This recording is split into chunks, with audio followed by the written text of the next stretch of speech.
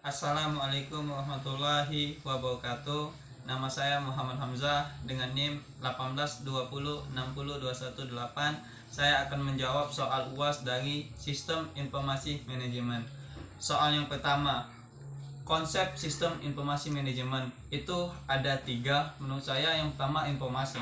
Informasi itu sebagai data yang kita olah menjadi bentuk yang memiliki arti dan fungsi bagi manusia. Yang kedua yaitu manusia sebagai pengelola informasi, di mana kemampuan manusia sebagai pengelola informasi itu untuk melakukan data tersebut. Yang ketiga, organisasi dan manajemen. Sistem informasi berarti di dalam sebuah organisasi yang dirancang untuk mendukung fungsi manajemen. Soal nomor 2, evolusi sistem informasi manajemen. Yang pertama itu fokus pada awal data, Electronic Data Processing atau EDV, itu pada abad 20. Dan yang kedua itu fokus baru pada informasi, sistem informasi manajemen. Sistem konsep menggunakan komputer untuk mendukung sistem informasi manajemen mulai diperkenankan pada tahun 1964. Yang ketiga itu fokus revisi pada pendukung keputusan, Decision Support, DSH, yaitu sistem penghasil informasi yang ditujukan pada sistem suatu masalah tertentu yang harus dipecahkan oleh manajer. Yang keempat itu fokus pada komunikasi, serta yang kelima itu evolusinya fokus pada potensial konsultasi atau AI.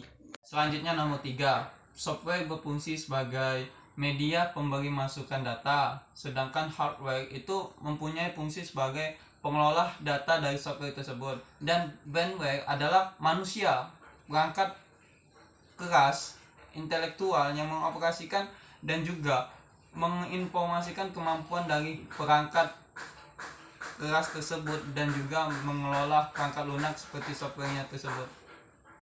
Selanjutnya nomor 4, tujuan sistem ERP. ERP mempunyai tujuan yaitu untuk meningkatkan dan memperkuat efektivitas di berbagai sumber daya pada suatu perusahaan, seperti sumber daya manusia. ERP meningkatkan sumber daya manusia untuk tetap bertanggung jawab setiap tugas serta memiliki kemampuan yang membangun terhadap perusahaan tersebut. Sumber daya produksi meningkatkan hasil produksi dari perusahaan tersebut sehingga faktor kemajuan perusahaan dapat meningkat. Alat bantu sistem informasi itu ada 3, seperti aliran sistem informasi, konteks diagram, DFT, data flow diagram. Nah, yang pertama itu ASI. ASI itu aliran sistem yang berguna untuk mengetahui permasalahan yang ada pada suatu sistem. Sedangkan konteks diagram adalah gambaran ukuran tentang suatu sistem yang digunakan tersebut. Sedangkan DFD itu merupakan sistem secara logika yang tidak tergantung pada perangkat keras atau perangkat lunak, sehingga bisa membuat keuntungan memudahkan pemakainya. Nomor 6 itu etika dalam sistem informasi. Itu ada 4. Yang pertama privasi, kerahasiaan.